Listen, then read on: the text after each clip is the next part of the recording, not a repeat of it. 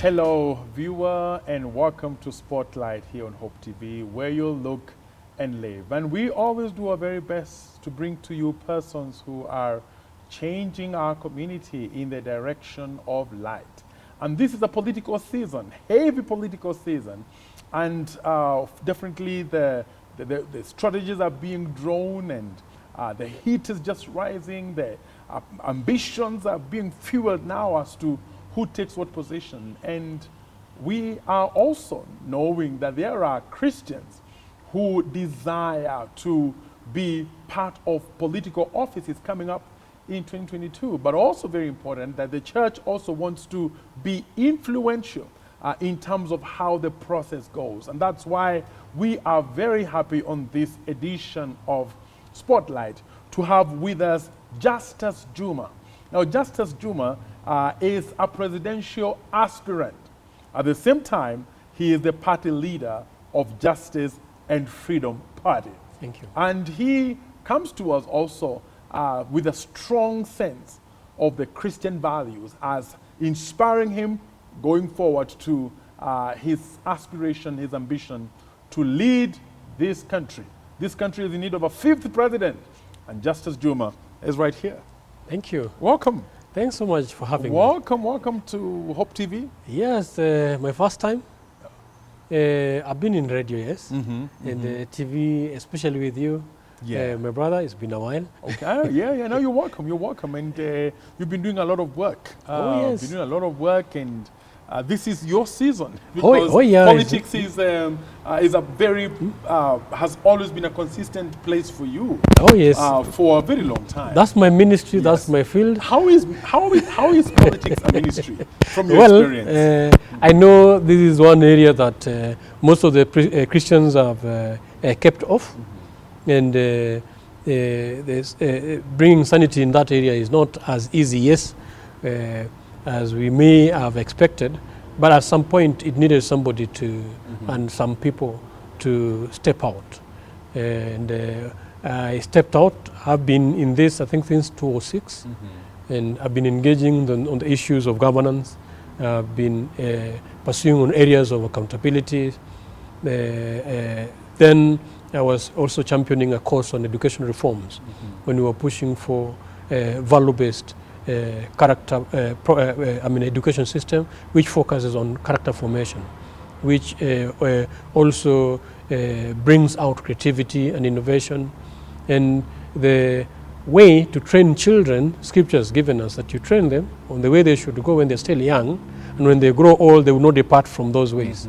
And looking at how we've been training our children, especially now the famous 844 that is also now being facing reforms due to certain quotas that have listened to our activism or our initiatives and are adopting. Some have seen how they are working, and eventually we are seeing CBC in the table because they came to agree that the exam-based 844, which was just geared as a passing exam, and did not mind how you got to pass your exam, and as long as you have a paper, people were defined by their papers, but no deliverables. You know, Justus, in this whole political area, it's a huge area. Right. And maybe you can help our viewer to understand. Yes. How do you rate or how do you assess and say that a politician has been successful?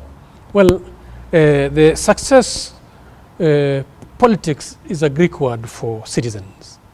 A politician is a citizen who has an art or the science of representation of citizens.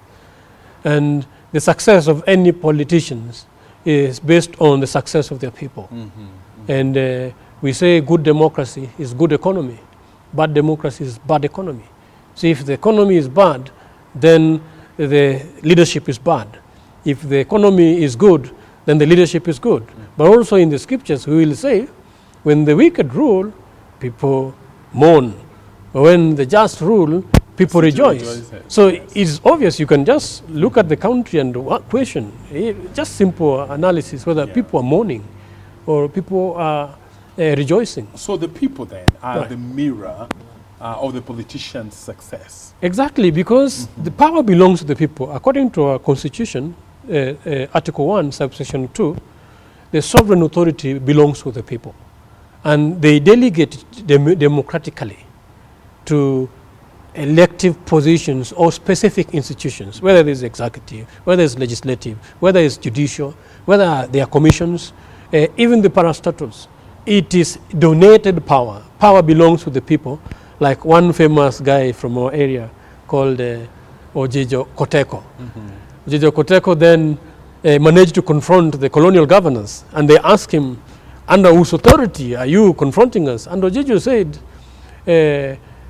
no one else have sent me except the people. The people have said that the cows of Kanjira are not going.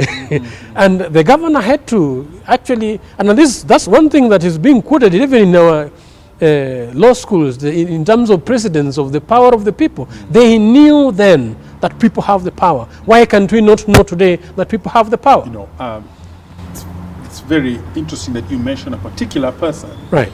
And what they did. Right. Now, most of the times when politicians are in that bid of taking over from others, Right. there's the tendency to actually trash everything that the predecessor or the competitor has done or not done. But the key thing is trash everything, destroy everything, show them in bad light. But let's get a little more balanced. Right. From your experience as a politician, whether it's in the present time or in the past, can you see names? Can you name names of politicians who actually made the people flourish? Well, in Kenya, I think we've had around 4 regimes of presidency, of Kenyatta, of Daniel Moi, of Kibaki, and now of Uhuru Kenyatta. And I think economically, Kibaki performed much better, though he borrowed, but he did not leave the country in huge debt as Uhuru has. But I'm also one candidate of effective transmission and also proper stewardship, so that we are not left with white elephants. But there should be proper transition mechanism of all these economic models. One thing allowed with Kibaki was that Kibaki was driven by a vision, though most of his colleagues did not internalize and own up this vision. They had set up Vision 2030. And I think also they were also targeting the SDG goals. And Uhuru regime have actually flipped the other way around to a point that there is no clarity of their vision. And it says where there's no vision, people perish. And this is why we will not just trash them, but you judge a tree by the fruit that it's bearing. Yeah. And you cannot take a sovereign country like this, which has been entrusted to you, and actually just render them slaves. A borrower is a slave to the lender. You cannot just blindly, and then you see also the projects of what they're borrowing for, they are projects which actually have been inflated, and their cost could be even less. Actually, you're looking at an electric train or a standard gauge rail in Ethiopia, which is twice the distance of Kenyan from Mombasa, is costing less, actually twice less the Kenyan cost. And you find that that other one might be more efficient compared to Kenyan. So there must be accountability and stewardship, and these are the things we can't sit back and watch when they are opening. I mean, they're happening in our watch. You know, as we still are talking about leaders and what they've done. Right. There must be some leaders in Kenya's history Yes. who have inspired you as a person. Right. Can you just tell us some of them? Furi Edward. Well. But I must say, in the political arena, there are very few to study from. There are very few shoulders to lean on, where character formation is concerned, or where value-based leadership is concerned, where honesty is concerned. It's been a pandemic spaces. Even the individuals who you may have expected to stand out and the champion for the just cause, when the rubber meets the roads, they have disappointed us. And just like the days of Elijah, I cannot say that we are the Lone Rangers. Lately, we've crossed our paths with various political parties. It's closer to over, I think, 7 presidential aspirants whom we have all gathered together in a room. And since we have commonality of purpose, we began talking, and I'm prevailing on them to be their flag bearer. And they know what I'm capable of because I have the guts. I have the boldness, I have the courage, I have swiftness and maneuverability that is required to slay this giant. And we've measured it, and we've weighed him, and we know they are beatable. And they're so beatable. All we need to do is reorganize ourselves, come out the way we began, and thank you for your show, and start communicating to Kenyans. All right. Those who thought there was no hope, and at this point, allow me to also tell them that if you thought there was no hope, imagine there is hope. If you are not registering as a voter, there's a time in Israel where it was only Saul and Jonathan who had the sword in their hand. And in this case, in democratic process, our sword is the vote. And you can't leave it just to the individuals who actually have been the one who are messing us up. Get that vote and arm yourself with your own sword. We are going to war. Come 2022, we'll show these guys that it was just a simple defeat. All right. I would want to stay there a little bit because you are very confident when it comes to being able to say that you can steer this country into a hopeful and new place where the people are glad, are happy. Yes. I know you've hinted to that, but I just want you to tell us clearly, from your own heart and your mind, from your own story, what makes you feel that you fit to be the president of the Republic of Kenya? Of the nation called Kenya. Being a Hebrew student, Kenya means Ken. Hebrew is yes, or established. Yah is a poetic form of our creator Yahweh.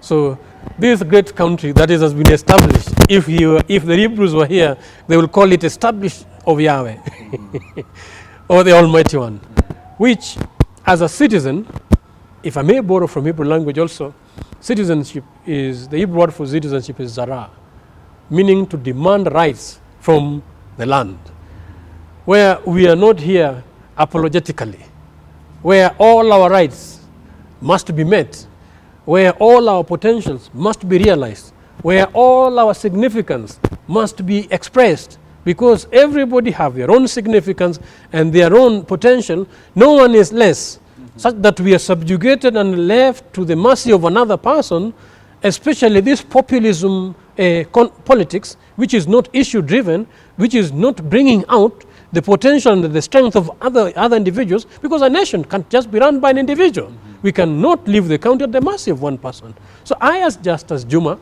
a husband of a beautiful wife, blessed with 2 children, lovely daughters who we are raising and modeling to be carved, like the leaf of a flower into this country, we cannot sit back and leave the future of these children at the mercy of the hands of uncertainty, because we have been here and have tested, and I have seen the various models of governance. Most of the political governance that we're having, or the politicians, are driven by trouble, arithmetic, and we've seen the result of tribalism, nepotism, and we've seen how our industries are actually being closed and are running down because of incompetency. We've seen the effect of lack of merit, because you put just Nairobi governor the other day had to hand over their own power back to the national government. Like Nairobi, seriously, my brother Furi, I know you. When you're entrusted to Nairobi, I'm sure the best that will come out of this city, no one can explain. Now, just to tell us what makes you think that you can be an effective 5th president of the Republic of Kenya. Yes. The qualities that stand out. Exactly. Be articulate, be precise. Thank you so much. That's what I was coming to. Yeah, so having been endowed and raised from environments that taught me a lot. My environment, fellow Kenyan, is very humble. My father was died a shoemaker. My mother is a kitchen gardener, and they didn't have much. Part of my education was all asking here and there. I'm one person who struggled in education, not because I was not a bright student, but because of lack of school fee. I remember I would have to rest even after passing in my class 8, Brother Furi. I had to wait for another 1 year for the full school fees to be raised. And it was not raised still. I ended up not attending the national school. In Nairobi, I was called at Lenana. I didn't go. Again, my second one, I was called at Kanga. I didn't go. I ended up in some local Harambee school. I struggled with my studies. Even that local Harambee school, I didn't manage to raise fees. In the second year, I was chased again. I went even now into the worst of the worst. That is where I came out with a certificate, because then we were told that education is a future. And my parents raised me. My father was working in Grogon, Korokocho. When I was studying in Uruma Valley Bridge, I knew what it meant to walk every day. It's about 3 kilometers. I was walking to school with no pocket money, no lunch. And I would go to school, pass chokoras. I was fighting them because they didn't understand where we were staying. It was just a place of chokoras. No one went to school. And they don't understand why this one is going to school and we don't. So you have to fight in and out. And then I've known what it takes to defy all odds as a Kenyan. Without crying foul and waiting for miracles to happen. And then I defied that, and then still there have been restrictions, and then there have been limitations that are standing in my way, not because I'm limited, but because of affordability. And then of course there's some things like education. We talk about free education. Let students study. So I have defied all these odds and came as a born-again believer. Walked and refined in Christianity when actually I was almost casting off restraint. I was thinking of taking out my life because my intelligence was not allowing me to face and see my parents suffering. But I'm sure as I stand today, my father will rest in peace, because he's one guy who was very happy for me when I stood as a presidential candidate. Actually, he never believed this would happen in his family. I'm sure my mom, wherever she is watching this, she knows that yes, where the women labored and gave birth after carrying children after 9 months, I also gave one who can stand and be accountable in the country. And to that, I take responsibility for my future, and I take responsibility for my person, so that where the matters that are concerning them, their interest needs to be represented. And so far, I have not seen anyone to date. They talk about CDF. I have never seen those things, my friend. They're talking about help to the vulnerable. I have never seen those things in our family. We've learned to work hard and fight within these odds. And having fought this far, we are seeing that we are limited by resources which are in the hands of politicians who have refused to let them go, greedily using them for their selfish gain, which is not satiable.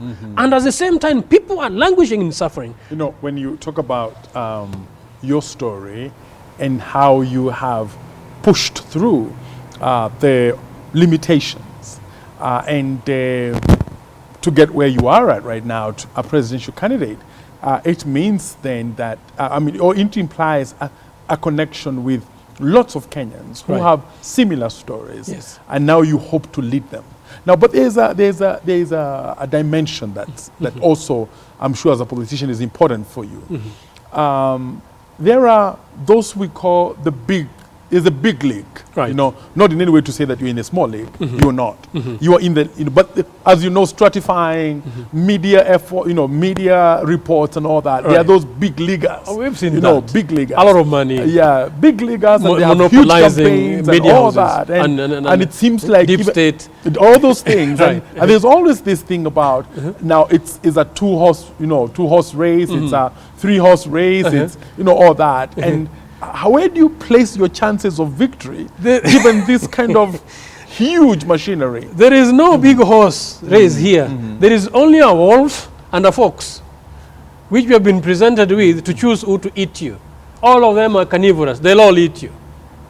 And the biggest hope that is going to defeat the horse that thinks it is a fox ox and a wolf ox will be the hope of the people.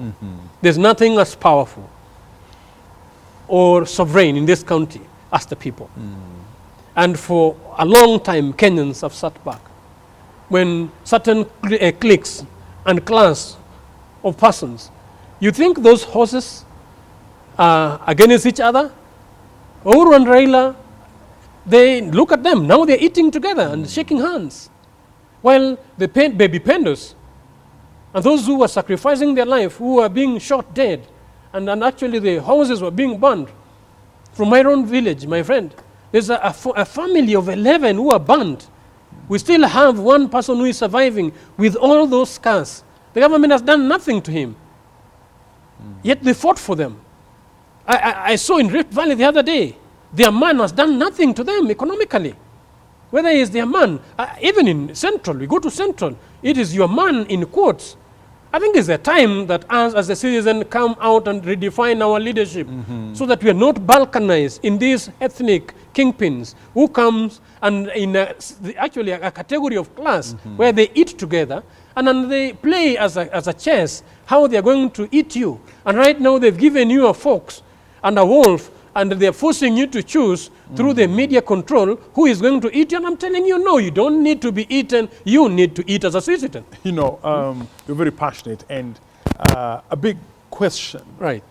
That would take a revolution in terms of the way the voters see themselves, in terms of the way the voters assess the candidates. Right. Right? And we have a very short time, a few months to the election. Yes. And for us to see things the way you've talked about them, there needs to be a reform in the minds of the voters. Now, how do you hope that that can be achieved? That there be a revolution of that kind of choosing as compared to the traditional ways of choosing? Well, extremely departing from the norms, that is exactly what we've done. We're not going into their parties and knocking. We have a party. You're a candidate, you want to vie, look into Justice and Freedom Party. I assure you, I'll make sure you get a ticket as much as in your convenience.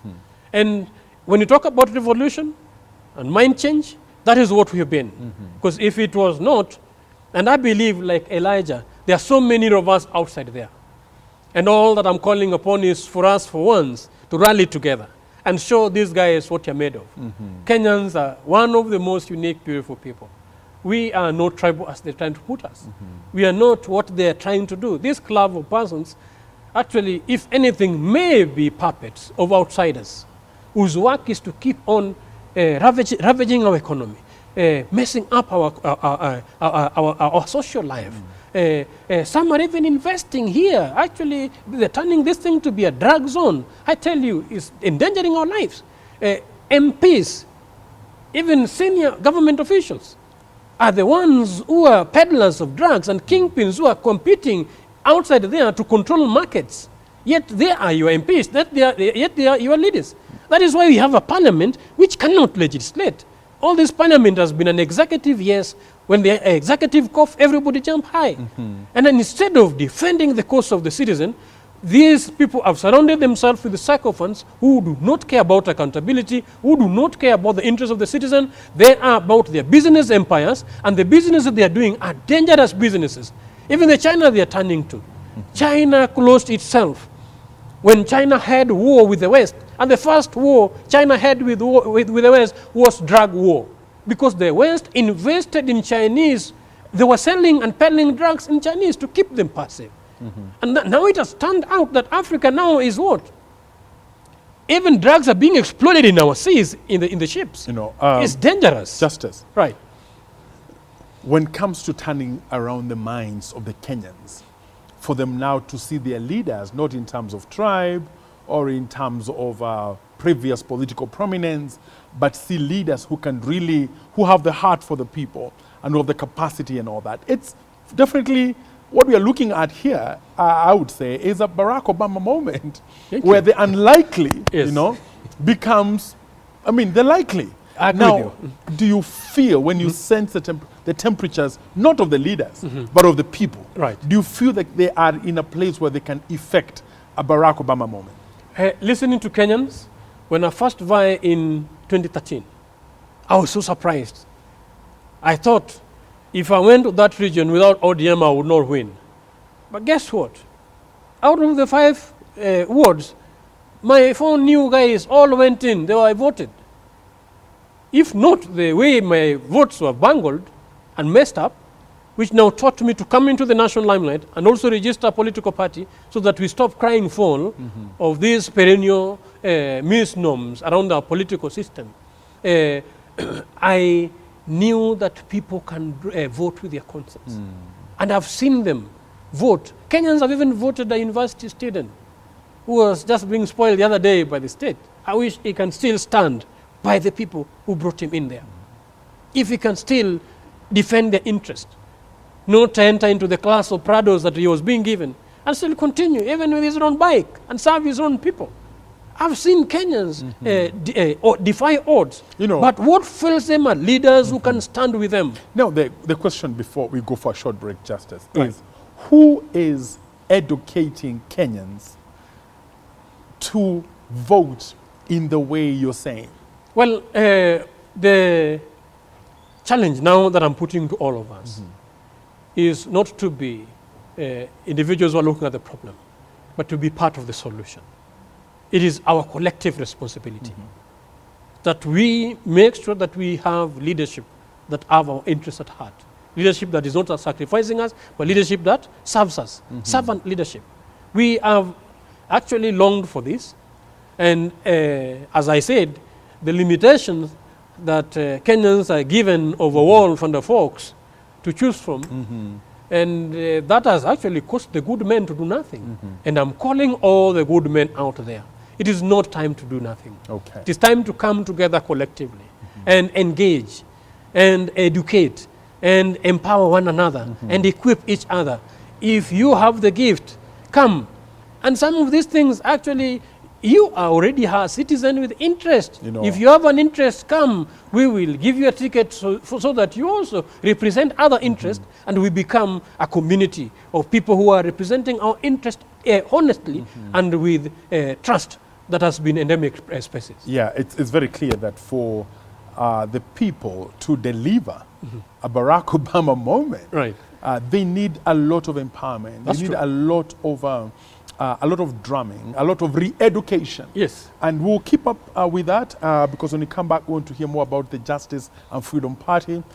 Viewer, we are talking to Justice Juma, who is the leader of the Justice and Freedom Party and also a presidential candidate when it comes to 2022. Stay with us. I'll be right back after this very short break.